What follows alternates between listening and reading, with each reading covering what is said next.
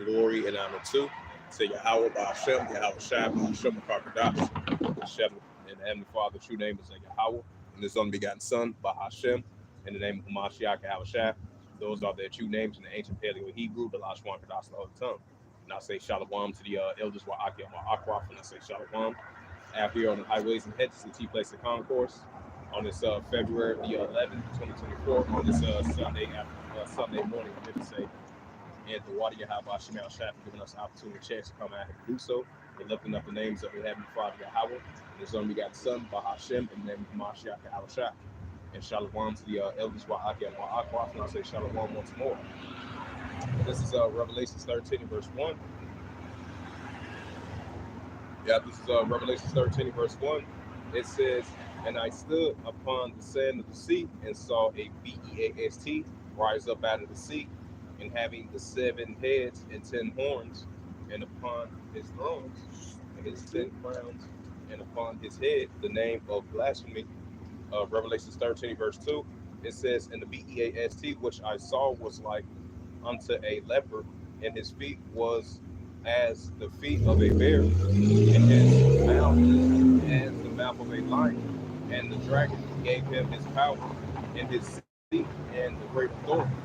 Revelation 13, verse 3, it says, "And I saw one of the heads, and it was wounded to death, and his deadly wound was healed.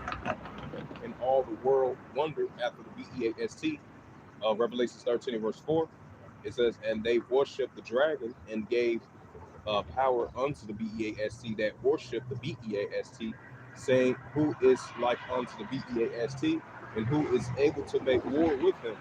Revelation 13, verse 5, it says, "And there was given unto him a mouth speaking great things, and blasphemies, and power was given unto him to continue 42 months." Revelation 13, verse 6, it reads, "And he opened his mouth and blasphemy against Yahweh, to blaspheme his name and his tabernacle, them that dwell in heaven." Revelation 13, verse 7, it says, "And it was given unto him to make war with the saints, and to overcome them.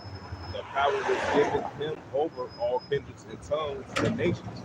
Revelation 13, verse 8, it says, "And all that dwell upon the earth shall worship him, whose name are not written in the book of life of the Lamb slain from the foundation of the world."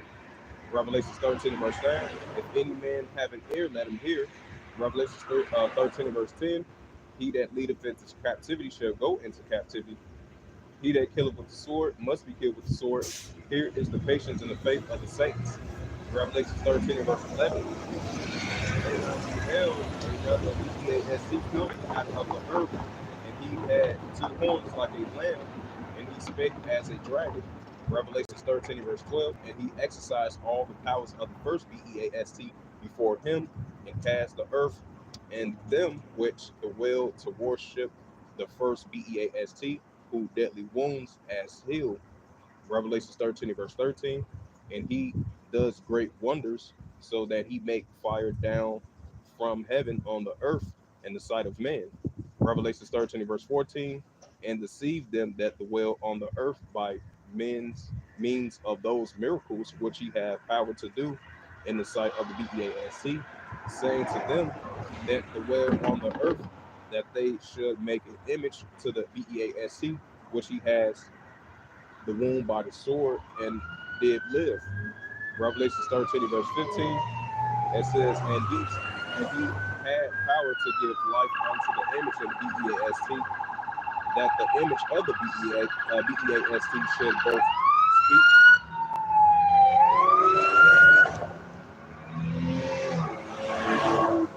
should both speak and cause to as many as would not worship the image of the beast should be killed.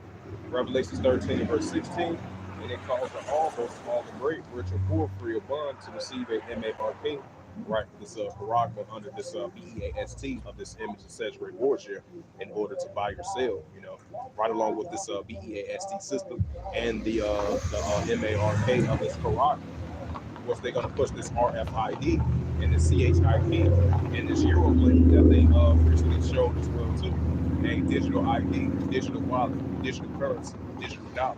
This is what we're about to entering into, and the continued increasing worshiping of this BEAST system that they're about to further push this new agenda in dub to the O, if you know what I mean, and the pushing of this RFID of the CHP chip in order to buy or sell. This is what we're about to enter into, because this ultimate deceiver, he had but a short time to rule, just like it says in Revelations 12:12. And this is Revelations 13 verse 16. It says, and it calls to all, both small and great, rich or poor, free or bond, to receive a MARK, right? Even if you're upper class or lower class, either if you're rich or poor, free or bond, to receive a MARK, which is that Quran. It says in their right HAND, or in their FOREHEADS, right? The upper part of your body and the right part of your body. The upper part of your body and the right part of your body in order to buy or sell. This is Revelation 13, verse 17. And that no man might buy or sell, right? And that no man might buy or sell, because they are pushing further more and more of this situ digital bank currency cast in society in order to buy or sell, in order to continue to function in this society. And this is what they're pushing for. So with that Eurolink from Elon Musk that he revealed last week, and the continued pushing of the paper dollar is going to be a thing of the past as a moving forward to this new form of currency in order to buy or sell. Revelation 13 verse 17, and that no man might buy or sell, say that he had the MARK, which is the Quran, or the name of the BEAST, which is the image of the BEAST in the system, and the pushing of this MARK under this BEAST modern day Babylonian system, and it's soon to come modern day Babylonian economical system in order to buy or sell. This is what they're pushing for. I'm going to read it again, Revelation 13, verse 17, and that no man might buy or sell, save that he have the MARK, or the name of the BEAST, or the number of his name. Revelation 13 and verse 18, here is wisdom, let him have understanding, count the number of the BEAST, for it is the number of a man, and his number is SIX 303 score in SIX. And this is Revelations 14 and verse I'm gonna start at verse 9. This is Revelations 14, verse 9. And the third angel followed them, saying with a loud voice, if any man worship the BEAST in his image, and receive his charagma of the MARK, and in his FOREHEAD, or in their of his HAND. Revelations 14 and verse 10, the same shall drink of the wine of the wrath of Yahweh, which is poured without mixture into the cup of his indignation, and he shall be tormented with fire and brimstone in presence of the holy angels, in the presence of the Lamb. Revelations 14 and verse 11, and the smoke of their torment ascending up forever and ever, and they have no rest day nor night, who worship the BEAST in his image, and whosoever receiveth the MARK of his name. Uh, this is Revelations 3 and verse 10. It says, because thou hast kept the words of my patience, I will also keep thee from the hour of temptation, which shall come upon all the world to try them that dwell upon the earth. Right, especially of the pushing of this central digital bank currency cast in society in order to buy or sell, and that's when that hour of temptation comes in. So we're seeing increasing signs of it as we're getting closer, further pushing forth towards that. As the days progresses on in these modern day times, and this is what they're pushing for in order to buy or sell, the pushing of this central digital bank currency under this MARK of this BEAST modern day version out of Babylon system that they're pushing for this central digital bank currency in order to buy or sell. That's why we out here telling the children of Israel, be not partaker of that, be partaker of the ways that have Father heart, trust in his ways, trust in his wisdom and knowledge and understanding. Like it says in Isaiah 33 verse 6, wisdom and knowledge shall be the stability of thy times and the strength of salvation, and the fear of the Lord your house is strength. But the scripture says, choose this day who you shall serve. Either you the ways with this new agenda, the pushing of this coordinate central digital bank currency in order to buy or sell, if you part of the ways of mammon of this world, or you down with the Heavenly Father, Yahweh, and his only begotten Son, Hamashiach Yahushua. Especially if you're an Israelite, it's rather the better option to choose the ways of the Heavenly Father, his only begotten Son, Yahushua, and coming back to being the Israelites and seeking the ways of wisdom and knowledge and understanding from the Heavenly Father, and not choosing the ways of this world. I'm gonna read it again. This is Revelations 3 and verse 10. Because thou hast kept the words of my patience, I will also keep thee from the hour of temptation, which shall come upon all the world to try them that dwell upon the earth. Right, so that hour of temptation is approaching. And we said increase the signs of that. So in order to buy or sell, and this is what they're pushing for, the hour of temptation. Now I'm gonna get into that Jeremiah, the 18th chapter.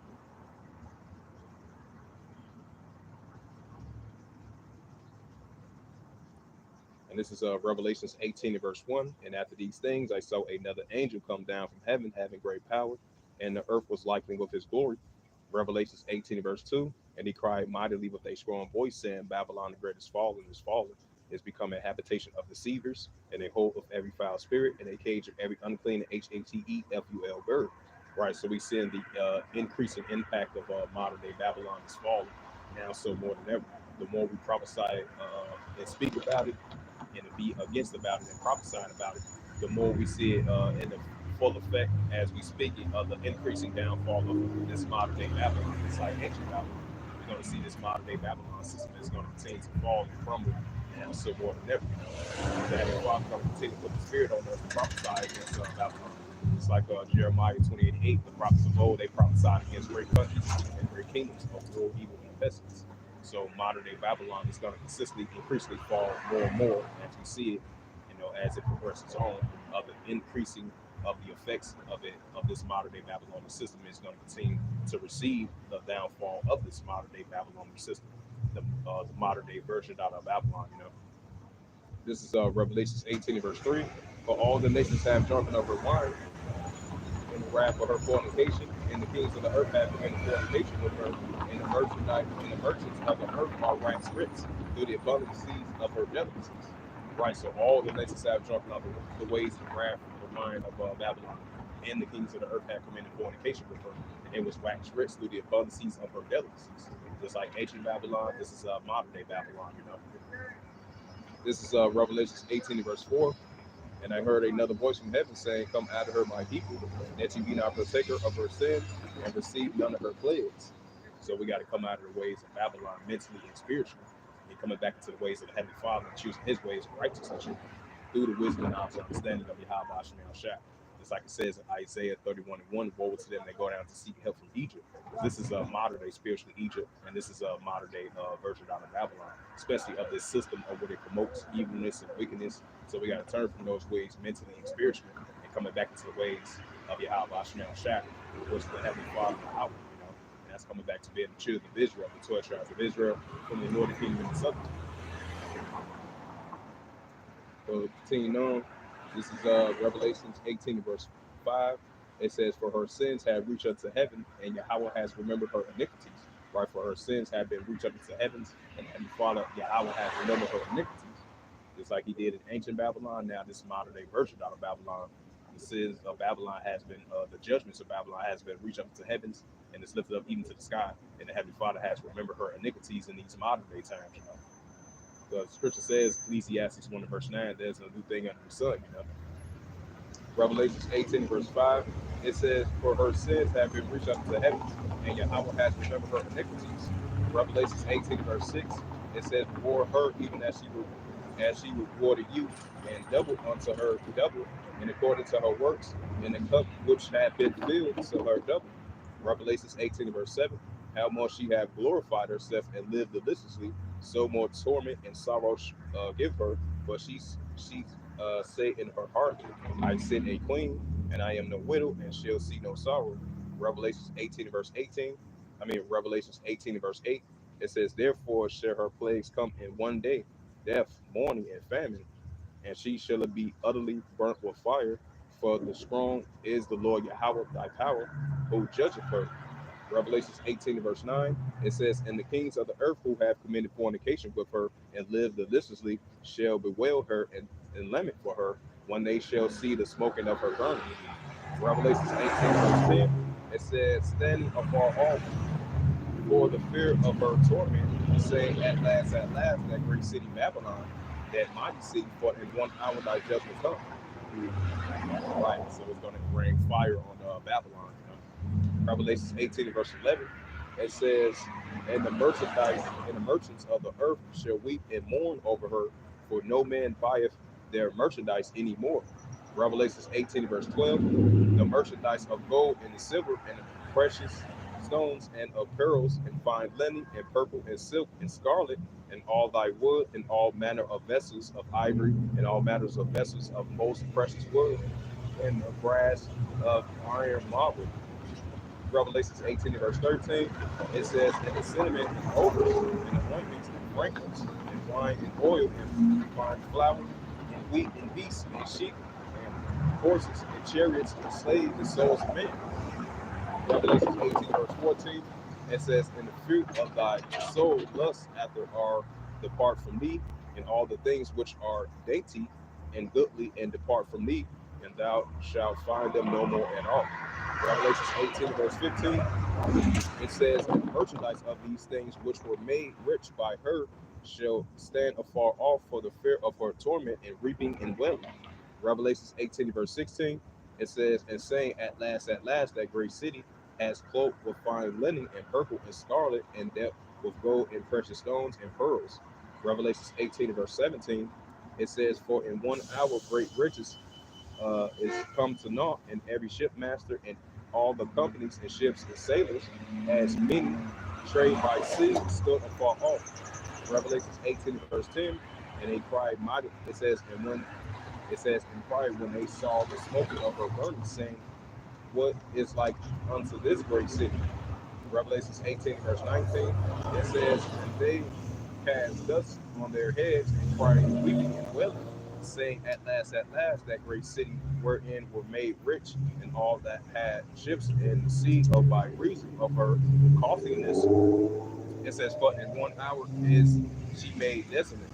Revelations 18 verse 20, it says, rejoice over her, thou heaven, and ye holy apostles and prophets from Yahweh has avenged you on her. Revelations 18 verse 21, it says, and a mighty angel took up a stone like a great millstone and cast it into the sea, saying, thus will the waters show that great city Babylon be thrown down, and it shall be found no more at all. Revelations 18 verse 22, and the voice of the harpers and musicians and the pipers and trumpsters shall be heard no more at all in thee, and no craftsman of whosoever craft he be shall be found any more in thee, and the sound of the millstone shall be heard no more at all in thee. Revelations 18 verse 23, it says, and the light of the candle shall shine no more at all in thee, and the voice of the bridegroom and of the bride shall be heard no more at all in thee, and thy merchants were the great men of the earth, for by sorceries were all nations deceived. Revelations 18, verse 24, it says, and in her was found the blood of the prophets and of saints and of all that were slain upon the earth. Uh, this is the prophet Jeremiah 51 and verse 1. So, yeah, that's the future of Babylon, this modern day version out of Babylon. It says, prophet Jeremiah 51 and verse 1, it says, thus saith the Lord Yahweh, behold, I will raise up against Babylon and against them that dwell in the midst of them that rise up against me a destroying wind. Prophet Jeremiah 51 and verse 2, and I will send unto Babylon fanners that shall fan her, and shall empty her land, for in the day of trouble they shall be against her round about.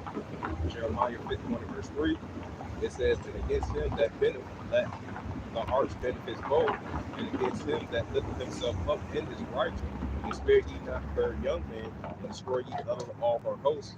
The prophet Jeremiah 51 verse 4, it says, thus the slain shall fall in the land of the Chaldeans, they that are thrust through in her streets. Jeremiah 51 verse 5, for Israel has not been forsaken, nor Judah of his God of Yahweh, of the Lord Yahweh of hosts, though their land was filled with sin against the Holy One of Israel.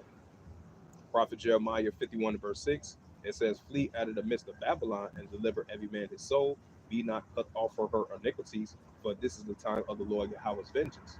Right, just like he did in ancient Babylon. We're going to see that in modern day Babylon. That's why it says in Revelations 18 verse 4, it says, come out of her, my people, that you be not partaker of her sins and receive none of her plagues. This is Jeremiah 51 and verse 6.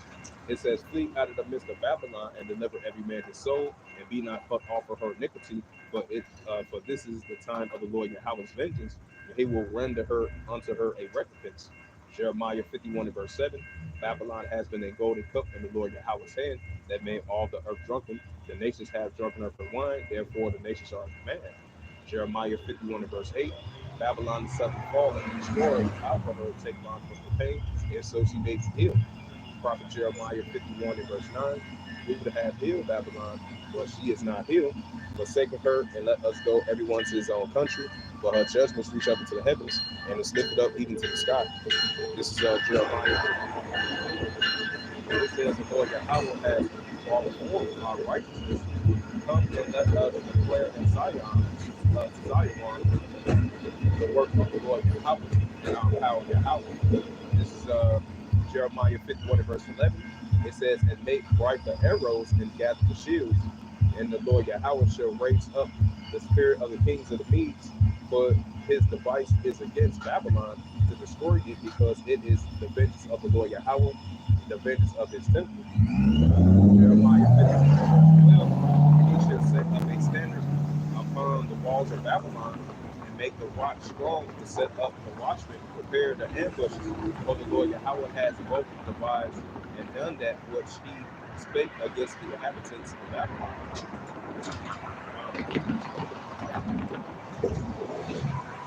Now, I'm switch up the topic. So yeah, that's the future of Babylon. Just like it took place in ancient Babylon. Now it's going to happen to modern day version out of Babylon. And the Father's going to come with fire on modern day Babylon. Now we'll switch the topic and get into the second edges. As we continue to see the increasing of these seditions and uprisings and uproars in the world, Hey, Shalom, Mahayesh, Yahweh Shai, Yah, and Yahweh Shemel Shabbarak. Peace and blessings to you and yours, brother. And Yahweh Shemel Shabbarak. This is second Edges 15 verse 1. It says, "Behold, speak thou in the ears of my people the words of prophecy which I put in thy mouth, saith the Lord Yahweh." Second Edges 15 verse 2, "To cause them to be written in paper, for they are faithful and true." In truth, Salakia. Second Edges 15 verse 3, "Fear not the incredulity." It says, "Fear not the imagination against thee, let not the incredulities of them trouble thee that speak against thee." Second Edges 15 verse 4, "For all the unfaithful shall die in their unfaithfulness." Second Edges 15 verse 5, "Behold, saith the Lord Yahweh, I will bring plagues upon the world, the sword, famine, death, and destruction." Right, we seeing that as we speak it. So the Heavenly Father is going to continue to show forth the sword, famine, death, and destruction that we're seeing in our world today. And the Heavenly Father is going to continue to increase that more and more and more. Second Edges 15 verse 6, it says, "For wickedness hath exceedingly polluted the whole earth, and their hurtful works are fulfilled." Right, so evilness and wickedness have exceedingly polluted the whole earth, and still to this day. That's why we're seeing evilness and wickedness and lawlessness is up at an all-time high. That's why it says in Matthew 24 verse 12, "And because iniquity shall abound, the love of many shall wax cold." This is second Edges 15 verse 7. "Therefore saith the Lord Yahweh." Second Edges 15 verse 8. It says, "And I will hold my tongue no more, as they touch their wickedness, which they profanely commit. Neither will I suffer them in those days, which they exercise, as they wickedly exercise themselves. Behold, the innocent and the righteous blood cry unto me, and the souls of the just will continue." Second Edges 15. It says, "Therefore saith the Lord Yahweh, I will surely avenge them, and receive unto me all the innocent blood from among them." Second Edges 15 verse 10. It says, "Behold, my people is led as a flock to the slaughter, and I will not suffer them now to dwell in the land of Egypt." Right, this is modern day Egypt. It's like ancient Egypt. This is modern day spiritual Egypt in modern day times. Second Edges 15 verse 11. "But I will bring them out with a mighty hand and a stretched out arm, and smite Egypt with plagues as before." Right, he's going to smite modern day Egypt with plagues as before, and will destroy all the lands thereof. Second Edges 15 verse 12. It says, "Egypt shall mourn, and the foundations shall be smitten." It says, "The plagues of the punishment that Yahweh shall bring upon them." Second Edges 15 and verse 13. It says, "They that took the ground shall mourn, for the seed shall fail through the blasting, and the hail and fearful constellation." Second Edges 15 and verse 14. Woe to the world and them that dwell therein. Second Edges, but you look at that word woe, that goes into great great trouble and great distress. The definition of woe. Woe means destruction on top of that as well too. Because evilness and wickedness have exceedingly pollute the whole earth. Second Edges 15 verse 15. It says, for the sword and the destruction draweth nigh, and one people should stand up and fight against another with swords in hands. Right, great seditions, uprisings, uproars that we're seeing in our world today. It's only going to increase. It's going to manifest now so more than ever. Because these are the increasing of these modern day times, of the signs of the times of these biblical signs that we're seeing in the world today. Second Edges 15 verse 15. For the sword, the modern sword is the weapon, and their destruction draweth nigh, and one people should stand up and fight against another with swords in hands. Right, so the modern day sword is the weapon, like I mentioned before. Second Edges 15 verse 16. For there should be sedition among men, invading one another. They should not regard their kings nor their princes, in the course of their actions should stand in their power. Right, because you had this, even though this happened previously, I would say like last month, because you had that small tensions between I say Iran and Pakistan, and then you had this individual. This is the same similar story that happened as of last month. You had some type of Iranian, or he was a pro-Iranian person, and he went inside a military base full of a bunch of Pakistanians, which those are Elam. That's their biblical nationality of Elam, but they both Elam of Iran and Pakistan. So you had this person as of last month when it first reported. You had this Iranian guy. He went inside a military base. He opened fire, killed like 7 Pakistani people. Now we see that as of yesterday, the same simulation, the same similar story that took place last month. Now we've seen it once again. You had this another Iranian Elon, went inside a military base, opened fire, and killed like an additional 7 to 8 uh, Palestinians. I mean, Pakistanis. So, hey, what's that? Luke 12 verse 51. Think not that I come to send peace on earth. I tell you, neighbor, ready the vision. Hey, that Mark 3 verse 23 through verse 26. Hey, if a house be divided against itself, the house cannot stand. And if a kingdom be divided against itself, that kingdom cannot stand. So we're going to continue to see the increasing of these seditions, uprises, uproars of the people in the world, spirits created for vengeance, like it says in Ecclesiastes 39 and verse 28. Isaiah 45 and verse 7. I, the Lord, I form the light, I create darkness, I create peace. I, the Lord, Yahweh, does all these things. And it says, I would say, what's that scripture? Oh yeah, spirit created for vengeance. You know. Oh yeah, Exodus 15 and 3, the Lord Yahweh, he's a man of war. Keep that in mind as well too. So this is second Edges 15 and verse 15. It says, for the sword and the destruction draweth nigh, and one people should stand up and fight against another with swords in their hands. Right, and that's what we've been seeing throughout the whole world. And I believe it was another escalation hit up. I believe it was over at Rahafa of Gaza, because Benjamin Netanyahu, he made that announcement that he was going to send. Uh, they was preparing for a ground invasion over there in that area. And I believe it was an airstrike from the Israel Defense Force. They killed like 40 plus people over there in that area. So that shows you that the tensions between the Israel Defense Force and Hamas over there in that region, over there in Western Asia, and it's only going to increase. So these seditions, uprises, uproars of the people of the world, it's only going to increase. Hey, Luke 21 verse 25, the expression of nature or complexity in the seas raging on. Second Edges 9 verse 3. There should be seen earthquakes and uproars in the people of the world, so we're going to continue to see that increase. This is Second Edges 15 verse 14. It says, woe to the world and them that dwell therein. Right, because look up the word woe, that goes into traumatize and distress. A destruction means woe. We're going to see that more and more. A Second Edges 8 verse 50. This is Second Edges 15 verse 14. It says, woe to the world and them that dwell therein. Second Edges 15 verse 15. It says, the sword and destruction draw, and you should stand up and fight against another with swords. Second Edges 15 verse 16. For there shall be sedition among men, invading one another. They shall not regard their kings nor their princes, in the course of their actions. Second Edges 15 verse 17. A man should decide to go into a city and should not be able to. Right, just like you had that Martial law been extended over there with the Russia-Ukraine situation. Martial law been extended over the state of emergency, and martial law been be reestablished and being reinstated over there in Myanmar. Because due to the fact ever since 2021 and all the way to 2024, they've been dealing with escalations over there in the area. So increases seditions, uproars, uproars in the people world. You're going to continue to see that increase. Second Edges 15 verse 17, a man should desire to go into a city and should not be able to. Right, like these checkpoints. You try to cross another town, it's going to be locked down unless you got that technology to take, unless you got that MOTB, that technology, that RFID of that technology.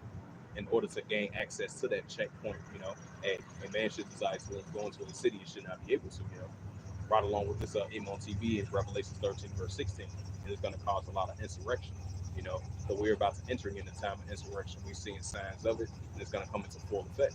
So the signs that we are seeing of the increasing of these seditions, uprisings, uproars in the people world, and it's only going to increase as it's getting further closer to the insurrection, which is in Second Ezra, the 16th chapter. This is Second Ezra 15th chapter. I meant to say Salakia. Second Ezra the 16th chapter, verse 70. This is Second Ezra 15 verse 19. So Salakia for that. I'm going to start at verse 18 again. This is Second Ezra 15 verse 18. For because of their pride, right? Proverbs 16 verse 18. Pride go before destruction, their hearts and spirit before they fall. Second Ezra 15 verse 18. For because of their pride, the city shall be troubled, and the houses shall be destroyed, and man shall be afraid. Second Ezra 15 verse 19. A man shall have no pity upon his neighbor, which we are seeing right now, but it's going to increase more and more because sin, iniquity, and lawlessness, what we're seeing increasing right now, is going to increase more and more and more. Second Ezra 15 verse 19, let me read it again. It says, a man should have no pity upon his neighbor, but should destroy their houses with the sword, which is a modern weapon, and spoiling their goods, because of the lack of bread and great tribulation. Right, because of the lack of bread and great tribulation. And we're about to entering into Matthew 24 verse 21 as well too, of that great tribulation time. That's going to be coming to full effect as well too, right along with the insurrection, right along with the time of Jacob's trouble. That's in Jeremiah 30 verse 1 to verse 7. And this is Isaiah. This is Isaiah 19 and verse 2. I'm going to start at verse 1. This is Isaiah 19 and verse 1. The burden of Egypt, behold, the Lord Yahweh rideth upon the cloud, and shall come into Egypt, and the idols of Egypt shall be removed. Shall be moved at his presence.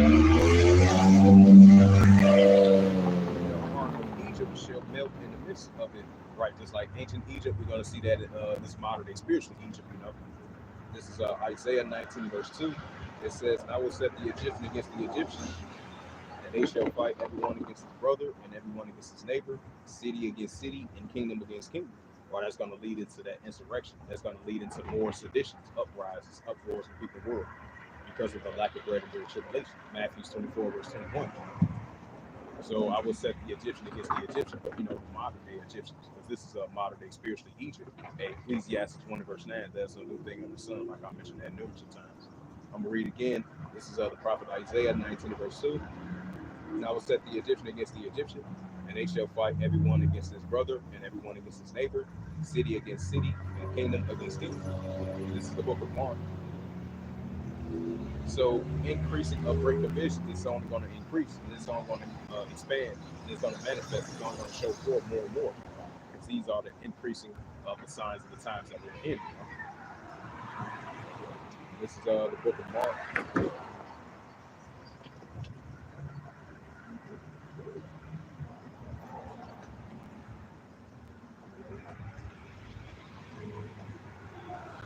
And this is the book of Mark, chapter 3 and verse 23. It says, and he called unto him and said unto them in parable, how can Satan cast out Satan? Mark 3 and verse 24, red letter, Yahweh speaking. It says, if a kingdom be divided against itself, that kingdom cannot stand. Right, so if a kingdom be divided against itself, that kingdom cannot stand. due to the increasing of seditions and uprisings, that we're about to enter into. This is Mark 3 and verse 24.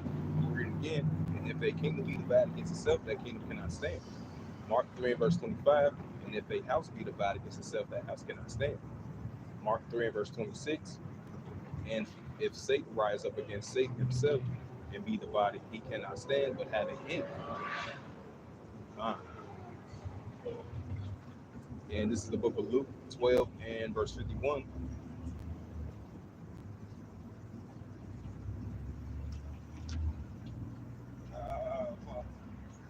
Just like Deuteronomy 32 and verse Deuteronomy 32 and verse 8 is going to go back into a further point. Even though we live in this modern day mental pot, Heavenly Father is going to get back into that Deuteronomy 32 and verse 8, when the Most High divided the nations, for their inheritance. We're going to see that in these times. This is Luke 12 and verse 51. It says, suppose ye that I come to send peace on earth, I tell you, nay, but greater division. Right, so Heavenly Father is going to bring that increasing of great divisions and seditions throughout the whole planet Earth, which we're seeing right now, but we're going to see it at a high impact like never before, especially when the insurrection comes, the time of Jacob's struggle, the hour of temptation, the great tribulation. These are the times that we're about to enter into. That's why we're measuring the time diligently in itself, that Heavenly Father spoke of these signs from the days of before thee, even from the beginning. Luke 12 and verse 51, it says, suppose ye that I come to give peace on earth, I tell you, nay, but greater division. Luke 12 verse 52, for from henceforth there shall be 5 in one house divided, 3 against 2, and 2 against 3. Great division between people within the households. We're going to see that a lot. That's going to take place towards these other nations as well too. That's why we're seeing that Deuteronomy 30 and verse 7 into full effect as we speak. This is Luke 12 and verse 53.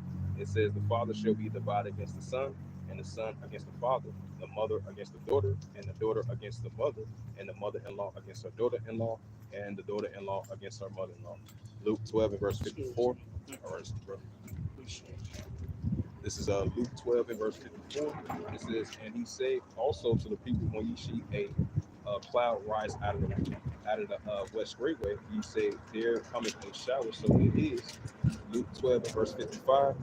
It says, and when you see the south wind blow, ye say it says there be heat, and it cometh to pass.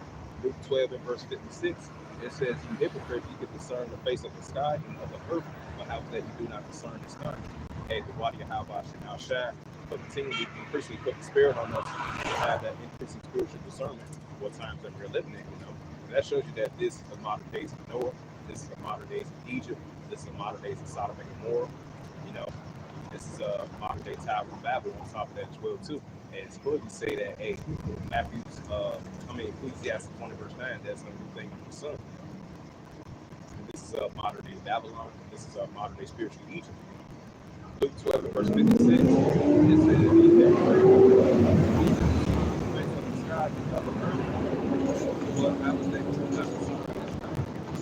right, so Heavenly Father puts that heavy blindfold on all the people on the planet Earth. Like, why do you have Ashram Shaf for taking that blindfold off of us and plugging us out of the matrix of this world promotes of evilness and wickedness and unrighteousness, And why do you have Ashram, even though we're of the world but not of it, just like it says in 1 John 2 verse 15, love not the world, neither the things that are in the world. If any man loves the world, the love of the Father not in him. Luke 12 and verse 56, it says, ye hypocrites, ye can discern the face of the sky and of the earth, but how is that you do not discern this time? This is Matthew's 24 in verse 1. It says, and Hamashiach the Hawashai went out and depart from the temple, and his disciples came unto him to shew him the buildings of the temple. Matthew's 24 and verse 2. And Hamashiach the Hawashai say unto them, see ye not all these things? Verily I say unto you, there should not be left here one stone upon another, and it shall not be thrown down. Matthew 24 and verse 3. And as he sat upon the Mount of Olives, and the disciples came unto him privately, saying, tell us, when shall these things be, and what shall be the sign of thy coming and of the end of the world? Right, 2 Hedges 9 verse 5, the beginning of the end, and ends being manifest. Hey, 2 Hedges 6 verse 9, for Esau is the end of the world, Jacob beginneth that follows. This is Matthew's 24 and verse 4. And Hamashiach Yahawashai answered and say, take heed that no man deceive you. right? We're taking heed to that. Hey, Bon.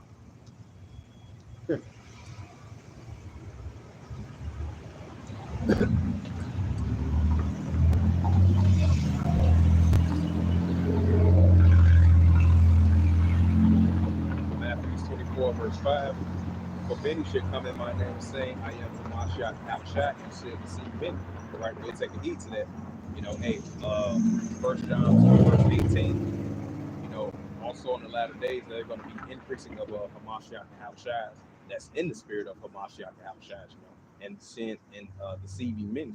Just like it says that in 2 Timothy's, the third chapter, explains that as well, too. You know, so that's why we take heed that no man deceive you.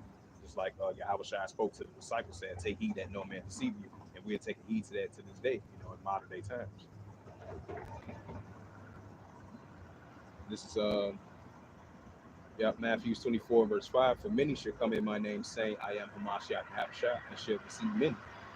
Matthew 24 verse 6. Red letter Yahushua speaking. It says, and ye shall hear of wars and rumors of wars. Right, that's what we're in the world to the increasing of these wars and rumors of wars, and it's starting to be an actual war. It's heating up between the armies of the kingdoms of these nations. And ye shall hear of wars and rumors of wars, and that's what we're seeing. Matthew 24 verse 6. And ye shall hear of wars and rumors of wars. See that you be not troubled, for all these things must first come to pass, but the end is not yet. So it's not going to come to pass. I mean, it's going to come to pass, but it's not going to end just yet. So it's only going to manifest. It's going to show forth now, so more than ever, of these increasing wars and rumors of wars, nation against nation, kingdom against kingdom. You know, Matthew 24 and verse 7. For nation shall rise against nation, kingdom against kingdom, and there shall be famines and pestilence and earthquakes in diverse places. Right, famines and pestilence and earthquakes in diverse places. That's what we're seeing in our world today. So what we're seeing over there in what's taking place over there in South China Sea, you have China getting closer and closer, building up their military presence over there in the South China Sea as they getting closer and closer to invading Taiwan. So the tensions between Taiwan and China is heating up, and the United States is going to have to get involved in that. So these are prime examples of wars and rumors of wars that we're seeing in the world today, and it starts to increase, and it starts to be developed as an actual war that's going to take place between the armies of these nations. So we're seeing the increasing signs of that. That Russia-Ukraine situation, that's only going to heat up. What we're seeing over there in Western Asia, those escalations throughout over there in Iraq and Syria, Lebanon, Jordan, the Gaza Strip, the West Bank, the Palestinian territory, and throughout Jerusalem, throughout Israel, that whole region, and what's going on over there in the Red Sea. These are escalations of wars and rumors of wars. It's starting to become an actual war between the armies of these nations, and that's what we're seeing being in development and in progress as we speak. And this is Matthew 24 and verse 7. It says, for nation shall rise against nation, and kingdom against kingdom, and there shall be famines and pestilence and earthquakes in diverse places. Right, earthquakes in diverse places. The high increasing magnitude of these earthquakes in diverse places, just like the latest earthquakes that we've seen over there in New Zealand, that was a magnitude of a 6.3 earthquake. The increasing of the multiple earthquakes that we've been seeing over there in the southern part of California and outside of the Bay Area. So we definitely going to see, so that's just another prime example that we're going to continue to see of famines, the pestilence, and plagues, earthquakes in diverse places, nation against nation, and kingdom against kingdom, and the increasing of these wars and rumors of wars. Because these are increasing biblical signs that's going to increase, and the increasing of these biblical prophecies that's about to be fulfilled. This is Matthew 24 and verse 8. All these are the beginning of sorrows. Right, just like it says in 2 Hedges 16 verse 18, state that as well too. Hey, Matthew 24 and verse 8, and all the signs, all these very important serious signs that we're seeing in our world today, that the Heavenly Father is showing us. These are signs that He spoke about from the days of before thee, even from the beginning, as we read that in 2 Ezra the 9th chapter. So it's clearly that all these just the beginning of sorrows of what's it we're going to continue to expect more and more and more as the days progresses on. We're going to see more of these increasing biblical signs, very important, serious, minor signs, and soon to come the increasing of the progress as we speak, that we're seeing of these prophecies that's got to be fulfilled, especially over there in God Jehoshaphat, which is Armageddon. That's why the Heavenly Father slowly but surely increasingly gathered the nations over there in that area of Valley Jehoshaphat, which is Yahweh Shapar. A Revelations 11 verse 14, the second will pass, behold the third will come quickly. You know, in Joel, the third chapter, verse 1 through verse 9, and 10 through verse 11 and 12. You know, in Ezekiel, the 38th chapter through verse 39, we see that in progress as we're speaking, because this is a prophecy that's about to be fulfilled. One with the Revelations 13, verse 16, verse 18. You know, this is here with the advanced technology of the pushing of this new RFID, this technology, CHID of this Quran, under this BEAST system in order to buy or sell. So these are major biblical signs and prophecies. It's in progress as it's speaking, and it's only going to increase. It's only going to show forth now, so nothing and this is Matthew 24 verse 9. It says, then they shall deliver you up to be afflicted, and they shall kill you, and ye shall be hated of all nations for my name's sake. Right, just like the prophets of old, they was hated by all nations in their own nation. That's how it's going to be in these modern day times. Just like it happened to our great forefathers during those times, it's going to happen to us in these modern day times. And we're not going to be liked by all nations. So continue to lifting up the names of the Heavenly Father, Yahweh, you know, to continue to stand stiffly for the name of Yahweh Shai, you know. And we're again. That's why Amos 8 verse 11, you know, famine of the word, you know, for lack of bread, for lack of resources, but the hearing of the words of Yahweh, you know. Ezekiel 33 and verse 33, then they shall know that a prophet was among them. So the children of Israel, they're not going to take heed to the words of Yahweh Shai. They're going to be against you as well too, right along with the other nations, you know. This is what this increasing, that's going to increase more and more and more, you know, right along with that 1 John 2 and verse 18. There's going to be a lot of increasing spirits of this anti-Hamashiach spirit, you know. That's why it says, take heed that no man deceive you, you know. This is Matthew 24 and verse 9. Then they shall deliver you up to be afflicted, and they shall kill you. You shall be hated of all nations for my name's sake. Matthew 24 verse 10. And then it says, and then many shall be offended, and they shall betray one another, and they shall hate one another. Matthew 20. That's why it says in Matthew 24 verse 12, because iniquity shall abound, the love of many shall wax cold. So lawlessness, iniquities, is only going to ramp up. You know? So many shall hate one another, and betray one another. You know, Matthew 24 verse 11, and many false prophets shall arise and shall deceive many. Right, many false prophets shall arise and shall deceive many. That's why it says in John 8:32, and ye shall know the truth, and that you shall make it free. The true sound doctrine of Yahweh. So we got to take heed to these false prophets, and then let no man deceive you. You know, right? It says, and many false prophets shall arise and shall deceive many. Matthew 24 verse 12, and because iniquity shall abound, the love of many shall wax cold. Right? Because iniquity shall abound, which is lawlessness. Because iniquity shall abound, the love of many shall wax cold. This is Matthew 24 verse 13. But he that endureth to the end, the same shall be saved. Right? But he that endureth to the end, the same shall be saved. And the other one rises out, that will be of that remnant of the 144 of all the 12 tribes of Israel, from the northern kingdom and the southern kingdom, men, women, and children, but mostly primarily the Israelite men. Matthew 24 verse 14, and the gospel of the kingdom shall be preached unto all the world for a witness unto all nations, and then the end shall come. Right, second Hedges 9 verse 5, for the beginning of the end being manifested. Second Hedges 6 verse 9, he saw the end of the world that begins that follow. That's why the gospel of the kingdom is being preached about the whole world. That's why he said the Israelites waking up to the truth. And you shall know the truth, that you shall make it free. This is Matthew 24 verse 14. It says, and the gospel of the kingdom shall be preached unto all the world for a witness unto all nations, and then the end shall come. Right, we see the signs of it. Hey, Daniel's 12 verse 4, you know, a knowledge should be increased. A knowledge it is increasing, you know. Isaiah 33 and verse 6, wisdom and knowledge should be the stability of our times, and the strength of salvation, and the fear of the Lord Yahweh is treasure, you know. Proverbs the 3rd chapter, it says, be not wise in our own eyes, fear the Lord Yahweh and depart from evil. I believe Proverbs the 3rd chapter, you know, the more we trust in the Heavenly Father, the more we acknowledge him, and he shall direct our paths. You're not trying to quote that scripture, It mentioned that in Proverbs the third chapter, and many more scriptures so that acknowledge as well too. That's why it says Revelations 1-3, blessed be that reader. Through precepts I get understanding. John 8:32, and ye shall know the truth, and the truth shall make you free. So knowledge is definitely increasingly spreading throughout the whole world. That's why the gospel of the kingdom is definitely being preached throughout the four corners of the globe. I'm gonna read that again. Matthew 24, verse 14. And the gospel of the kingdom shall be preached unto all the world for a witness. Right, so the gospel of the kingdom of Yahweh Shema Shai is definitely being preached unto all the world for a witness. And we sing it now. Unto all nations, and then the end shall come. So we see increasing signs of that. We're going to see that more and more. Hey, Shalom Malak. And Yahweh Shema Shai Barakatah. Peace, blessing you and yours, your friends, and family, households as well too. Yahweh Shema Shai Barakatah. And this is the book of John.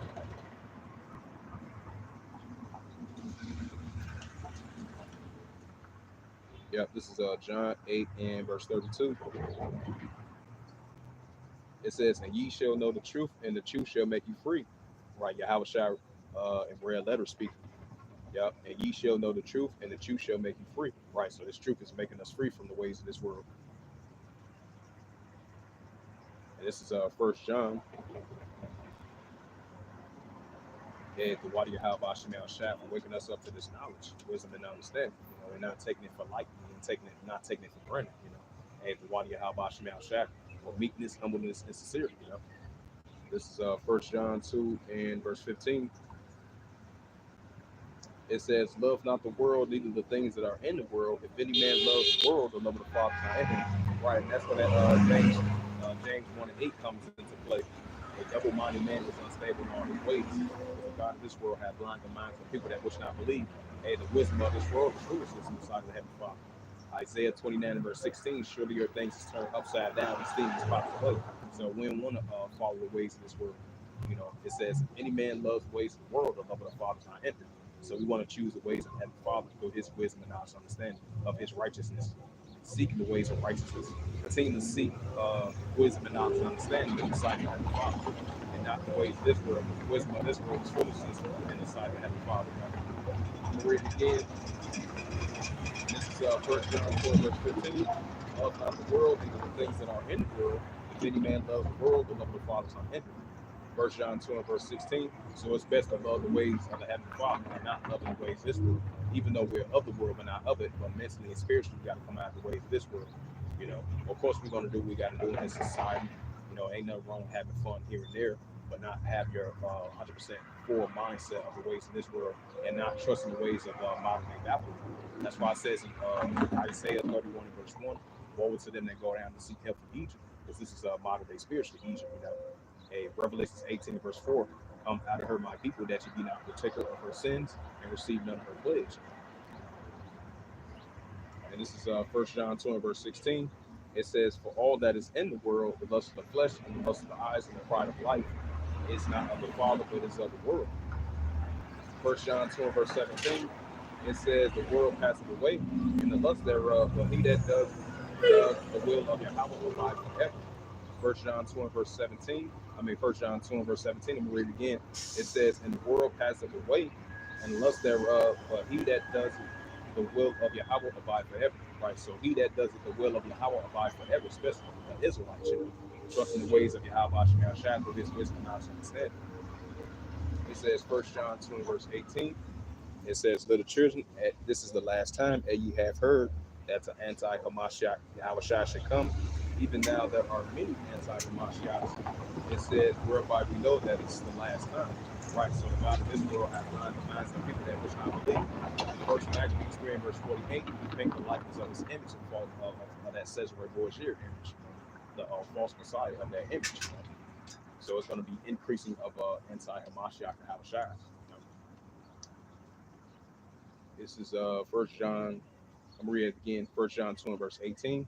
Little children, it is the last time, as ye have heard that the anti-Hamashiach Yahweh Shai should come. Even now there are many anti-Hamashiach Yahweh Shai, whereby we know that this is the last time. Right, second Hedges 6 and verse 9. Esau's in the world, Jacob beginning that follow.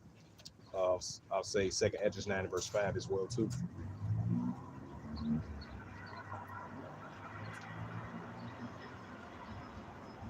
And this is the book of Romans 12 and verse 2.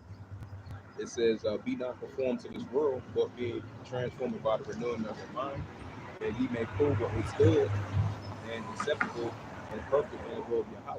Right? What's good and acceptable and the perfect of the will of Yahweh. That's trusting the ways of Yahweh Shah, and not trusting the ways of this world.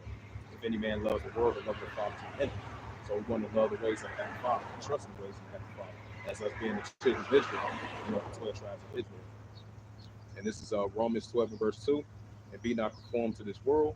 It says, be ye transformed by the renewing of your mind, that ye may prove what is good and acceptable and the perfect in the will of Yahweh. Um,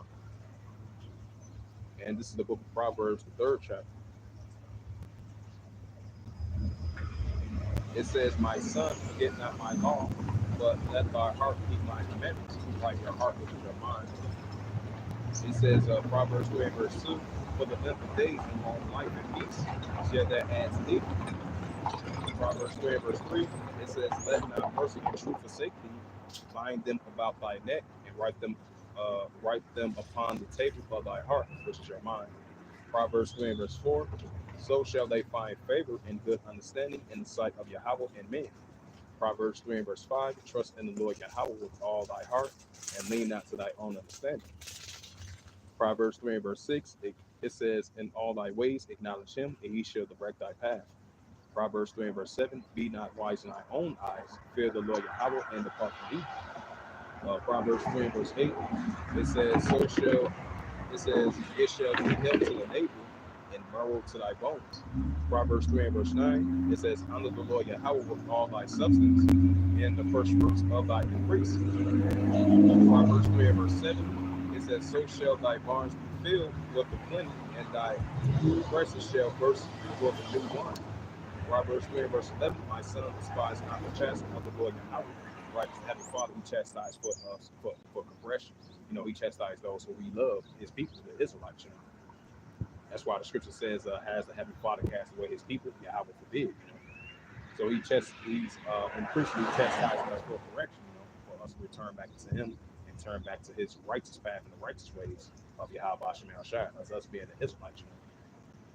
Proverbs 3 verse 12, for whom the Lord Yahweh loveth and correcteth, even as a father the son who him he delighteth. Proverbs 3 verse 13, it says, happy is the man that findeth wisdom, and the man that getteth understanding. Proverbs 3 verse 14, for the merchandise of it is better than merchandise of silver, and the gain of gold thereof than fine gold. Proverbs 3 verse 15, it says, she is more precious than rubies, all things that can's desire are not to be compared unto her. Right, rubies, gold, and silver is not comparable into the wisdom and knowledge and understanding of the Heavenly Father. This is Proverbs 3 and verse 16. The length of days is in her right hand, and in her left hand riches and honor. Proverbs 3 and verse 17. Her ways are ways of plenteousness, and all her paths are peace.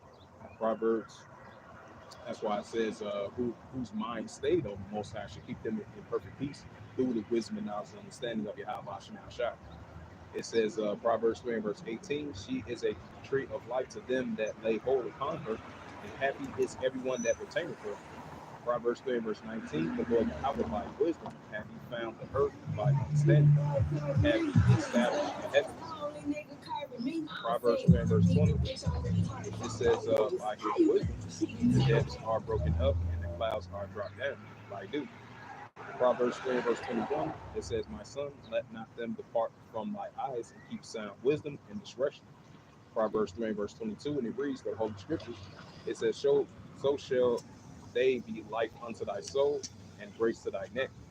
This is Proverbs 3 verse 23. Then thou shalt walk in the way of safety, and thou foot shall not stumble. Proverbs 3 verse 24. It says, when thou layest down, thou shalt not be afraid. Thou shalt lie down, and thy sleep shall be sweet. Proverbs 3 verse 25. Be not afraid of sudden fear, neither the desolation of the wicked when it cometh. Proverbs 3 verse 26. For the Lord Yahweh to be thy confidence, and shall keep thy foot from being taken. Proverbs 3 and verse 27. Withhold not good from them whom it is due, and what it is in the power of thy hand to do it. Proverbs 3 and verse 28. Say not unto thy neighbor, and go come again, tomorrow I will give when thou hast it by thee. Proverbs 3 and verse 29. It says, devise not evil against thy neighbor, seeing he dwells securely by thee. Proverbs 3 and verse 30. It says, strive not with a man without cause, if he has done thee no harm. Proverbs 3 and verse 31. It says, envy thou not thy oppressor, and choose not his ways. Proverbs 3 and verse 22. Proverbs 3 and verse 32. I meant to say a lot. It says, for the forward is an abomination to the Lord Yahweh, but his secret is with the righteous. Proverbs 3 and verse 33. And the curse of the Lord Yahweh is in the house of the wicked, but he blesses the habitations of the just. Proverbs 3 and verse 34. Surely he scorned the scorners, but he give grace unto the lowly. That's why the scripture says that we should have the earth, which is the Israelites. It says Proverbs 3 and verse 35, the wise shall inherit glory, but the shame shall be the promotion of fools. And this is Prophet Isaiah 55 verse 6. Isaiah 55 verse 6. It says, seek ye the Lord Yahweh while he may be found, call upon him while he is near. Right, seek the Lord Yahweh of Israel, now so more than ever, us being the children of Israel, the chosen people of the Most High, for us to come back into his wisdom, knowledge, and understanding. Now seek him now so more than ever. Just like it says in Ecclesiastes 12 and verse 1, remember thy creator in the days of thy youth, Isaiah 55 and verse 6, I'm going to read it again. It says, seek ye the Lord Yahweh while he may be found, call upon him while he is near. Isaiah 55 and verse 6, let the wicked forsake his way, and the unrighteous man his thoughts. Let him return unto the Lord Yahweh, and he will have mercy upon him. To our God Yahweh like ours, for he will abundantly pardon. So once we turn from our evil and wicked ways, once we acknowledge that and return back to the Heavenly Father, either one rock solid or willing, that Heavenly Father will abundantly pardon us from our evilness and wickedness, and once we turn back into righteousness. This is the prophet Isaiah 55 verse 8. It says, for my thoughts are not your thoughts, neither your ways are my ways, saith the Lord Yahweh. Isaiah 55 verse 9. For as the heavens are higher than the earth, so are my ways higher than your ways, and my thoughts than your thoughts. This is the prophet Isaiah 55 verse 10. It says, for as the rain cometh down and the snow from heaven, and returneth not thither, but water the earth and make it bring forth a bud, that it may give seed to the shower and bread to the eater. The prophet Isaiah 55 verse 11. So shall my word that go forth out of my mouth, and it shall not return unto me void, but it shall accomplish that which I please, and it shall prosper in that, and it shall prosper into the things whereunto I sent it. And this is prophet Isaiah 33 and verse 6.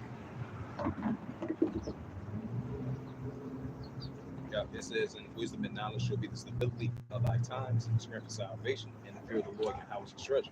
Because you look up that word stability, that goes into having a sound mind, a stable mind, and right firmness of mind, a right balanced firmness of mind. Isaiah 33 and verse 6, it says, and wisdom and knowledge shall be the stability of thy times, and the strength of salvation, and the fear of the Lord your house is treasure. That's why it says in John 8:32, like I mentioned again previously, and ye shall know the truth, and the truth shall make you free. Through this wisdom, knowledge, and understanding of us coming back to being the Israelites. This is the book of Baruch. This is Baruch 5 verse 1. It says, put off, O Jerusalem, the garment of mourning and affliction, and put on the comeliness of the glory that comes from the Yahweh forever. Baruch 5 verse 2, from the Apocryphal books of Holy Scriptures, and reads, cast about thee a double garment of the righteousness which cometh from Yahweh, and set a diadem on the head of the glory of the everlasting. Baruch 5 verse 3, for Yahweh will shew thy brightness unto every country under heaven. Baruch 5 verse 4, it says, for thy name should be called of Yahweh forever, the peace of righteousness and the glory of Yahweh's worship.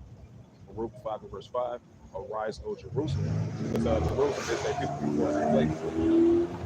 This is Baruch 5 verse 5. It says, arise, O Jerusalem, stand on high, look about towards the east, and about towards thy children gathered from the west, and come to the east by the holy one, rejoicing in the remembrance of the hour. This is Baruch 5 and verse 6. It says, "For they depart from thee on foot, and led away of their enemies, but Yahweh bringeth them unto the exalt of the glory of the children of the kingdom." Baruch 5 and verse 7. For Yahweh hath appointed that every high hill and banks and long continuous shall be cast down, and the valleys filled up, to make even the ground that Israel may go safely in the glory of Yahweh. This is Baruch 5 and verse 8. Moreover, even the woods and every sweet smelling tree overshadows Israel by the commandment of Yahweh. Baruch 5 and verse 9. For Yahweh shall let Israel with joy in the light of his glory, and with the mercies and righteousness that come from him. This is Second Chronicles. Got Second Chronicles 7 and verse 14. It says, "If my people, which is the Israelites, which are called by my name, that's the Heavenly Father, true name is like Yahweh, shall humble themselves," right? The meek shall have the earth. It says, "And pray and seek my face, and turn from their wicked ways.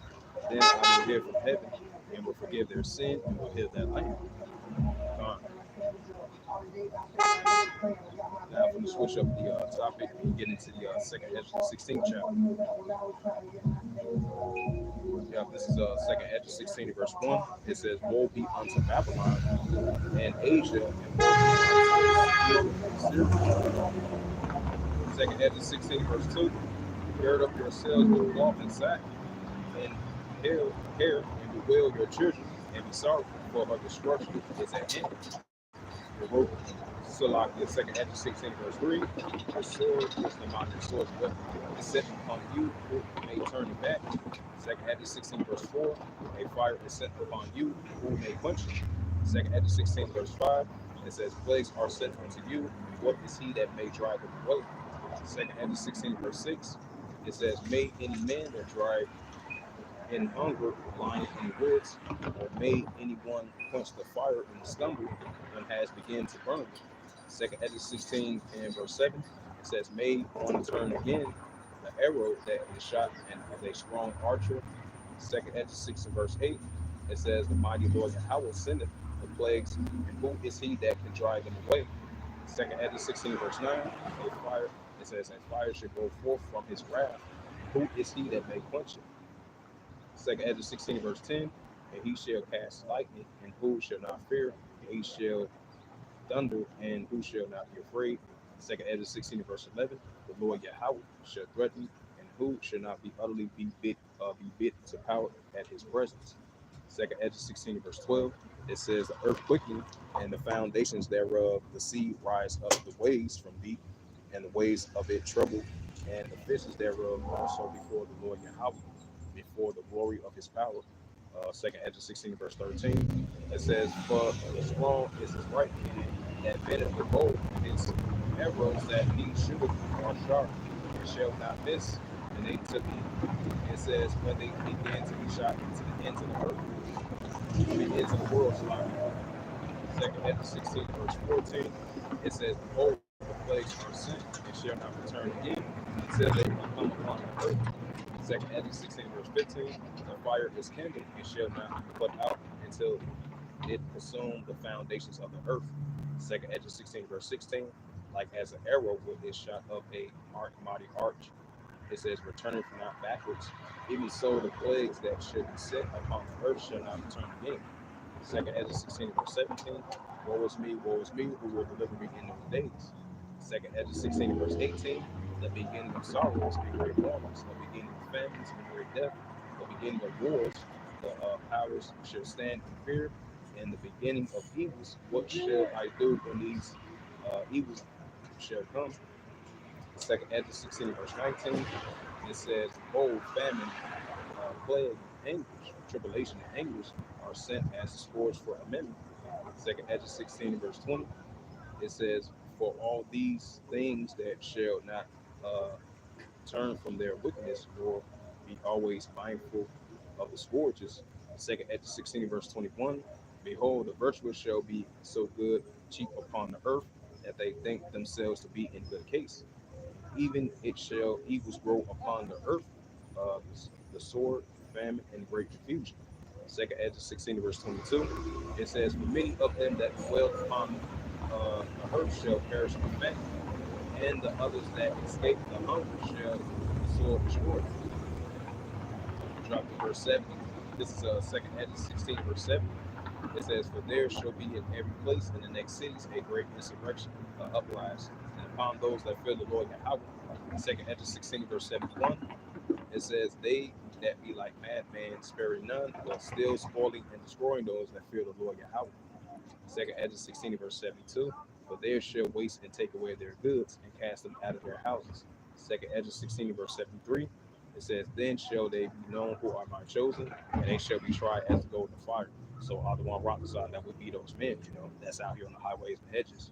That's continue lifting up the names of Yahweh Yahushua, the elders Wa'akim, the elders Wa'akim, especially the elders Wa'akim. And this is second Ezra 16, verse 74. I was gonna ask because I need to be. You can tell her. This is second Ezra 16, verse 74. It says here, "Oh, you," it says here, "Oh, you are beloved, saith the Lord Yahweh." It says, "Behold, the days of trouble are at hand, for I will deliver you from the same." This is second Ezra 16, verse 75. It says, "Be ye not afraid, neither doubt, for Yahweh is your guide." Second Ezra 16, verse 76. Just like it read in Proverbs, the 3rd chapter. It says, second Ezra 16, verse 77. "And the God of them who keep my commandments and precepts, saith the Lord Yahweh by power, let not your sins weigh you down, and let not your iniquities lift up themselves." Right? Let not your sins weigh you down, and let not your iniquities lift up themselves. Second Ezra 16, verse 77.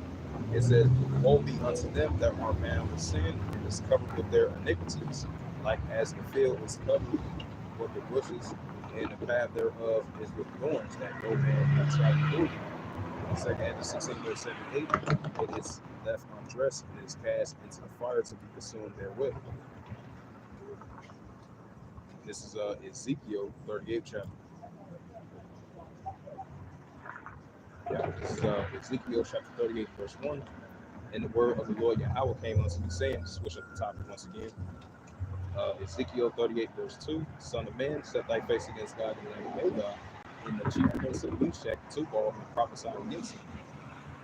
Right, because God and Magog represents the modern day Russians. Because Russia, they represents the bear. So we're prophesying against God and Magog, just like the prophet Joel did. Now we see that in modern day.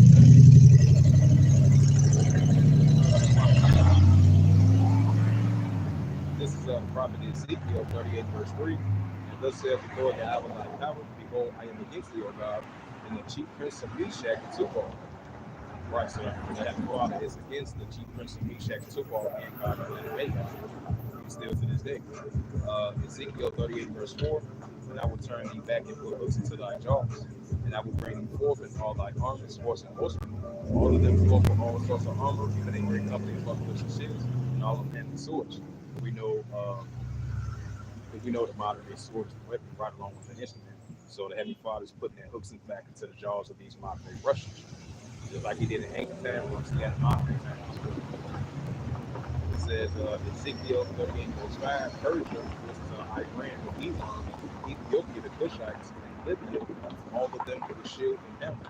Right, all of them with full armor and shield and helmet.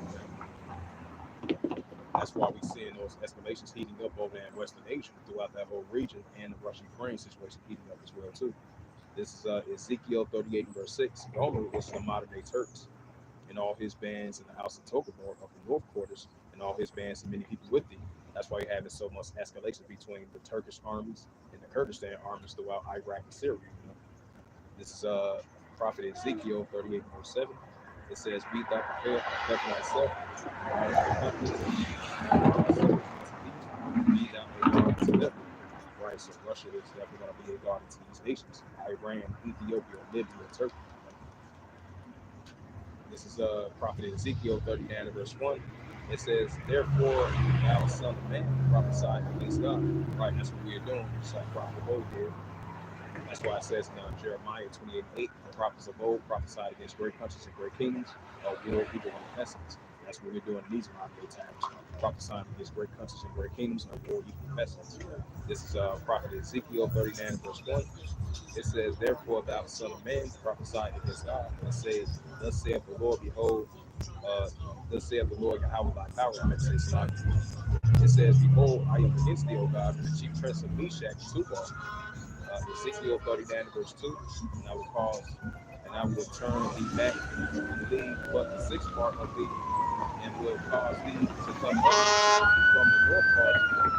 Shout out to that brother Yahweh that's in the comments on the same chapter 120.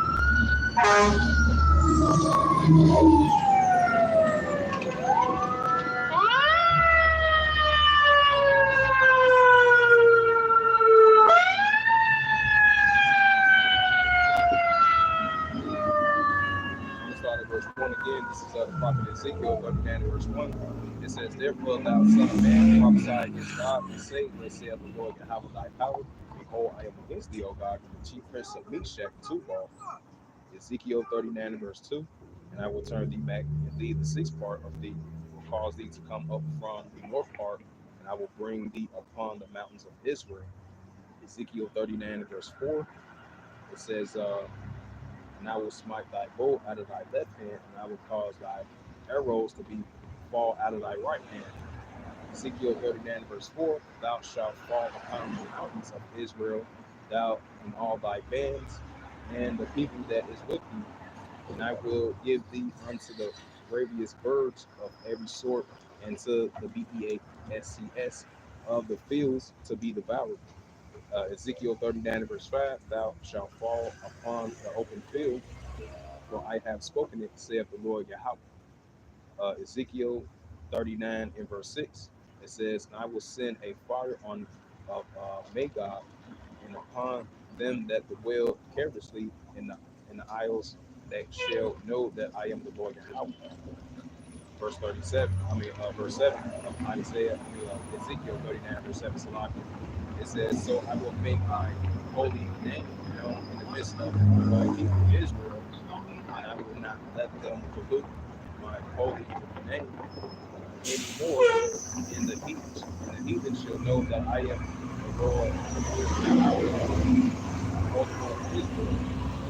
It says, "Behold, it is come and it is done, saith the Lord Yahweh.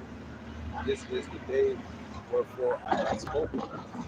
Ezekiel 39, verse 9, it says, "They that shall dwell in the cities of Israel shall go forth and shall set up a fire in bronze weapons, both the shields and the bucklers and bows and the arrows and the hand staffs and the spears, that they shall burn them with fire in 7 years." It says, Ezekiel 39 verse 10, it says, "So that they shall take no wood out of the field, neither cut down any out of the forest, but they shall burn the weapons with fire, and they shall spoil those that spoil them, and rob those that rob them, saith the Lord Yahweh thy power." Ezekiel 39 and verse 11, it says, "And it shall come to pass in that place that I will give unto God a place in the graves in Israel, the valley of passengers of the east and the sea, and it shall stop the noises of the passengers, that there shall be buried of God his multitudes, and they that call it the valley of Ham God," if I pronounced that right. But I'm thinking into that Ezekiel. So this was as the prophet said now. God and Magog continue to put them in that warlike mindset. Because Russia represents that barrier. They're going to be a bother to these nations: Iran, Ethiopia, Libya, Turkey, throughout the Russia-Ukraine situation, and throughout over there in Western Asia. Because Russia, they're doing a lot of increasing military activities around the world. So especially over there in Western Asia, it's only going to heat up over there. Because you got Iran and Syria continuing to cook up together, because they've been with that since 2015, especially over there in Syria. That's why it says in Isaiah 17 and verse 1, it says, "Damascus is taken away from being a city and shall be as a growing heap." That's what we're seeing in progress as we speak. The increasing cross-border conflict between the Israeli Defense Force over there in Israel and the borders of Syria as well too. And they definitely targeting those areas of the Golden Heights, right along with the Damascus over there as well too. Isaiah 17 verse 1, it says, "The burden of Damascus, behold, Damascus is taken away from being a city, and it shall be as a roaring heap." Right, Damascus is taken away from being a city, shall be as a roaring heap. And this is the prophet Jeremiah.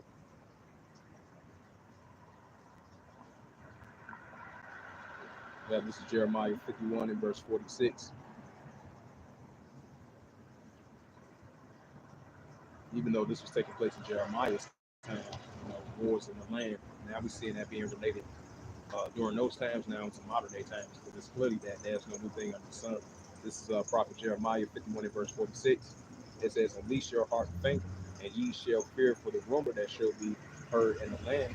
And a rumor shall be both come 1 year, and after that another year shall come a rumor of violence in the land, ruler against ruler." Right, that's what we see.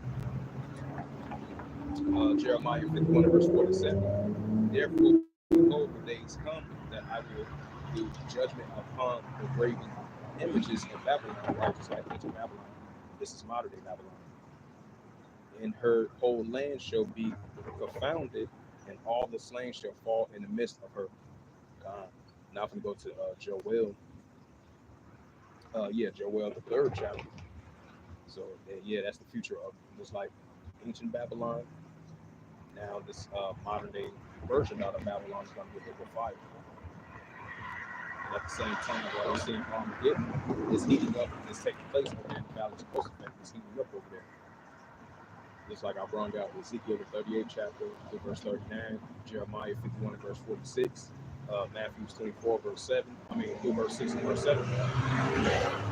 This is the prophet Jeremiah, Salakia. This is the prophet Joel, chapter 3 and verse 1, my apologies. It says, "For behold, in those days and in that time, I will bring again the captivity of Judah and Jerusalem." Right, because Jerusalem is a people before it's a place. This is the prophet Joel 3 verse 2. "And I will gather all nations and bring them down to the valley of Jehoshaphat, which is Jehoshaphat, and I will plead with them there for my people and for my heritage Israel, whom they have scattered among the nations and parted my land." So they had departed the Lord's land still to this day. That's why it says in Luke 21 verse 24, Jerusalem shall be trodden down until the Gentiles be fulfilled. That shows you that, they continue to depart of the Lord's land. They definitely not the people of the book. They are definitely not the Israelites. This is the prophet Joel, chapter 3, verse 3. "And they have cast lots on my people, which are the Israelites. They have given a boy for a harlot, and sold a girl for wine that they might drink." Right, doing the transatlantic slave trade, the subsidiary slave trade. The book of Joel 3 verse 4. "Yea, what have you to do with me, O Tyre and Zidon, right, the Hamitic nations, and all the coast of Palestine? Will you render me a recompense? And if you recompense me swiftly and speedily, then I will return your recompense upon your own head." Right, so that recompense is definitely coming upon your own head of you other nations, especially you actual Hamites, you Ishmaelites, and you Edomite Grecians, and you Amalekites as well too. That's why the scripture says the Heavenly Father was going to have war with Amalek, and still to this day. So that shows you that they are not the Israelites. They're not the people of the land over there. Because first and foremost, Jerusalem is a before it's a place. This is the prophet Joel 3 verse 5. It says, "Because you have taken my silver and my gold and carried them into your temple, my good and present things." Right, because we are the silver and the gold and the Jews of the Israelites. So you other nations made a big mistake putting your hands on our ancestors, our forefathers, and us as well too. Because y'all are y'all forefathers, we are our forefathers and ancestors. This is the prophet Joel 3 verse 6. It says, "The children also of Judah and the children of Jerusalem had ye sold unto the Grecians," right, the Edomites, "that you might remove them far from their border." It says, the prophet Joel 3 verse 7. It says, "Behold, I will raise them up out of the place where you have sold them, and I will return your recompense upon your own head." Right, so Heavenly Father's going to turn that recompense upon your own head, you other nations. What you did to our ancestors and forefathers, that's what you back towards you. What your ancestors did to our ancestors and forefathers. And those are now coming to you. So that recompense is definitely going to come upon your own head, you other nations, for touching the apple of the Lord's eye. This is the prophet Joel 3 verse 8. It says, "Now sell your sons and your daughters into the hands of the children of Judah, that they shall sell them to the Samaritans, to the people far off, from the Lord Yahweh has spoken." This is the prophet Joel 3 verse 9. "Proclaim ye this amongst the Gentiles, prepare war." Right, prepare ye this amongst the Gentiles, the armies of the other nations. And that's what we're seeing in the world today. Prepare war, wake up the mighty man. Right, Heavenly Father's waking up the mighty man of the armies of these nations. It says, "Let all the men of war draw near," right, over in the valley to Joseph, and let them come up. Right, slowly but surely, the Heavenly Father is gathering the nations, and and letting them come up more and more and more. This is the prophet Joel 3 and verse 10. It says, beat your plowshares and the swords and the pointy hooks and the spears, and let the weak say, I am strong. Right, that's what we're seeing. And we're seeing the increasing of the enrichment of the nuclear capability from Iran. We're seeing North Korea building up their nuclear capability, and many more other nations as well too. Now we're starting to see, let the weak say, I am strong. They financing their military, got connections for more military capability to build to their already nuclear arsenal of what they have, and military escalations and tensions are up at an all-time high. Now we're starting to see that the weak say I'm strong. This is the prophet Joel 3 and verse 10. It says, beat your plowshares and the swords and the spears, let the weak say I'm strong. This is the prophet Joel 3 and verse 11. This is prophet Joel 3 and verse 11. It says, assemble yourselves and gather all you heathen, and gather yourselves about round about thither to cause thy mighty ones to come down, O Lord Yahweh. Joel 3 verse 12. Let the heathen be awakened and come up into the valley of Jehoshaphat, which is Yahweh Shabbat. For there I will sit and judge all the heathen round about over there in valley of Jehoshaphat. In the wars that we see around the world is increasing as well too, but definitely most for certain over there in the valley of Jehoshaphat. And the second will pass, behold, the third will come in quickly in Revelation 11 verse 14. So increasing of great wars and great distress is only going to increase, as it says in Revelation 11 verse 14. It says, the prophet Joel 3 verse 14, it says, put ye in the sickle, for the harvest is ripe. Come ye get thee down, for the press is full, and the fast overflow, for their wickedness is great. The prophet Joel 3 verse 14, multitudes and multitudes in the valley of decision, but the day of the Lord Yahweh is near in the valley of decision. Right, so the day of the Lord Yahweh is near in the valley of decision. And this is the book of Luke. Switch it up. So that Armageddon is approaching as we speak, you know. So these wars and escalations, just like it says in Luke 21 verse 29, Luke 21 verse 9, the wars and commotion is only going to increase, and it's going to intensify as we get closer and closer to the valley of Jehoshaphat, WW3, you know, Armageddon, over there in that area. So we see increasing signs of that now, even now, so more than ever. This is Luke 21 and verse 11. It says, and great earthquakes shall be in diverse places. Right, increasing great earthquakes in diverse places. The increasing of high magnitude of these great earthquakes in diverse places. And it says, and there shall, and famines, right, famines, pestilence, you know, category 1 of pestilence, you know, the tornadoes, the earthquakes, the landslides, the floodings, etc. And then the category 2 of the pestilence, you know, the chloria outbreak, you know, the disease X, and the cold word 19 that we've seen previously. And we're going to see more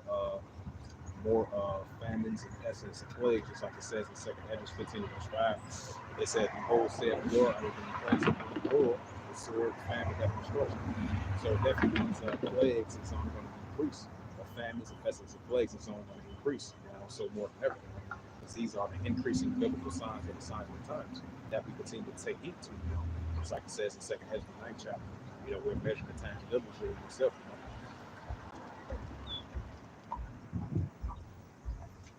And this is the book of Luke 21 and verse 25. It says, and there shall, red letter, Yahweh Shai speaking, Luke 21 verse 25, and there shall be signs in the sun and in the moon, and the stars, and upon the earth the distress of nations with perplexity, and the seas rage of war. Right, and that's what we see in the world today. Great distress of nations with perplexity, and the seas rage of war. You know, the seditions, uprisings, upwars of people world, like it says in 2 Hedges 9 verse 3, and 2 Hedges 15 verse 14 to verse 19, Isaiah 19 verse 2. Luke 21 verse 26, it said, man's heart failing them for fear and looking for after those things which are come on the earth, for the powers of heaven shall be shaken. Luke 21 and verse 28, and when these things begin to come to pass, and lift up your heads, for your redemption draweth nigh. We've seen signs of that. You know, before that occurs, you know, the time of Jacob's struggle is going to be coming. The Great Tribulation in Matthew 24 verse 21, and the insurrection and the Armageddon and this MOTB of this central digital bank currency, of them pushing of this neural link, that's a further step closer, and the pushing of this digital currency, the digital dollar, the digital ID, the digital wallet, in order to buy or sell. This is a major prophecy that's about to be fulfilled. So we definitely starting to see the increasing of these biblical signs and these prophecies that's about to be fulfilled. And this is the book of Matthew 24 and verse 21. It says, "For then shall be great tribulation, as was not since the beginning of the world to this time nor ever shall be." Yep, there's going to be an increasing great tribulation. It's going to come into full effect. We're seeing the tribulations right now as we're speaking, but it's going to come into full effect. This is the prophet Jeremiah. I'm going to start at verse 1. Prophet Jeremiah 30, verse 1, Salakia. It says, "The word that came to Jeremiah from the Lord Yahweh, saying," prophet Jeremiah 30, verse 2, it says, "Thus speaketh the Lord Yahweh, thy power of Israel, saying, write these all the words that I spoke unto thee in a book." Jeremiah 30 and verse 3, "For lo, the days come, saith the Lord Yahweh, that I will bring again the captivity of my people Israel and Judah, saith the Lord Yahweh, and I will cause them to return to the land that I give to their fathers." Right, because Jerusalem is a people before it's a place, and they shall possess it. So those Amalekites, that land doesn't belong to them. So you got those three nations over there battling over a land that doesn't belong to them, because Jerusalem is going to be trodden down until the Gentiles be fulfilled. So that shows you that that doesn't fit those Amalekites. This is Jeremiah 30, verse 4. It says, "And these are the words that the Lord Yahweh spake concerning Israel and concerning Judah." The prophet Jeremiah 30, verse 5, "For thus saith the Lord Yahweh, we have heard a voice of trembling and of fear and not of peace." Jeremiah 30, verse 6, "Ask ye now, and we see whether a man does travail with child, wherefore though every man with his hands on his loins as a woman in travail, and all the faces are turned into paleness." This is Jeremiah 30, verse 7, "At last for that day is great, so that none is like it, even to the time of Jacob's trouble, but he that shall be saved out of it." I don't want to prophesy that will be those men that be saved out of it. That one-third remnant of the 12 tribes of Israel from the northern kingdom and the southern kingdom. I don't want to prophesy that we endured the time of Jacob's trouble, and he should be saved out of it. I don't want to prophesy that we be those men, men, women, and children. I don't want to prophesy. Jeremiah 30, verse 7, "At last for that day is great, so it is none like it, even to the time of Jacob's trouble, but he that shall be saved after it." This is the prophet Daniel 12 and verse 1. It says, "And at that time shall Michael stand up, the great prince, which standeth for the children of thy people." Right, just like he did in ancient times, we're going to see that in modern day times. It's clearly that there's no new thing under the sun. It says, Daniel 12 and verse 1, we'll read it again, Salakia. It says, "And at that time shall Michael stand up, the great prince, which standeth for the children of thy people, and there shall be a time of trouble, such as never was since there was a nation, even to the same time. And at that time shall thy people be delivered, and everyone that shall be found written." James 12 and verse 2, it says, "Many in them that sleep in the dust of the earth shall awake some to everlasting life, and some to shame and everlasting contempt." This is Daniel 12 and verse 3. It says, "And they that be wise shall shine as the brightness of the firmament, and they that turn many to righteousness as the stars forever and ever." Daniel 12 and verse 4, "But thou, O Daniel, shut up the work and seal the book, even to the time of the end, and many shall run to and fro, and knowledge shall be increased." Now, bring out this last scripture of Isaiah, then we close out. Make sure everything good. The Wadi Al Shah. This is prophet Isaiah 11 verse 10. It says, and it says, "In that day shall be a root of Jesse, which shall stand for the children, for the ensign of the people, and shall the Gentiles see, and his rest shall be glorious." This is the prophet Isaiah 11 and verse 11. "And it shall come to pass in that day, saith the Lord Yahweh, shall set his hand again the second time to recover the remnant of his people, which shall be left from Assyria, and from Egypt, and from Pathros, and from Cush, and from Elam, and from Shinar, and Hamath from the islands of the sea. Prophet Isaiah 11, verse 12, and he shall set up an ensign for the nations, and shall assemble the outcasts of Israel, and gather together the dispersed of Judah in the four corners of the earth. The prophet Isaiah 11, verse 13, the envy also from Ephraim shall depart, and the adversaries of Judah shall be cut off. Ephraim shall not envy Judah, and Judah shall not vex Ephraim. Right, we're going to come back together as that one stick. You know, the top tribe of the northern kingdom of the brother and sister of the Ephraimites, and the top tribe of the southern kingdom of the brother and sister. They're not going to vex or envy one another no more. They're going to come back together as that one stick. That's why this word is gathering us. That's why Yahweh Shemai Shai gathered his people back in these times, right along with Zephaniah 20, verse 1, and Matthew 24, verse 14, and many more scriptures to reference to that, of that very important sword. This is Isaiah 11, verse 12, and he shall set up an ensign for the nations, and shall assemble the outcasts of Israel, and gather together the dispersed of Judah from the four corners of the earth. Prophet Isaiah 11, verse 13, and we'll read it again for edification's sake. It says, the envy also from Ephraim shall depart, and the adversaries of Judah shall be cut off. Ephraim shall not envy Judah, and Judah shall not vex Ephraim. And Prophet Isaiah 11, verse 14, it says, but they that shall fly upon the shoulders of the Philistines toward the west, and they shall spoil them of the east together, and they shall lay their hand upon Edom and Moab, and the children of Ammon shall obey them. Prophet Isaiah 11, verse 15, and the Lord Yahweh shall utterly destroy the tongue of the Egyptian sea, and with his mighty wind shall he shake his hand over the river, and shall smite it even the seven streams, and make it go over the dry shore. Prophet Isaiah 11, verse 16, it says, and there shall be a highway for the remnant of his people, which shall be left from Assyria, like as it was to Israel in the day that it came out of the land of Egypt. This is Ecclesiastes 12 and verse 1. It says, remember not thy creator in the days of thy youth, for the evil days come not, nor the years draw nigh, when thou shalt say, I had no pleasure in them.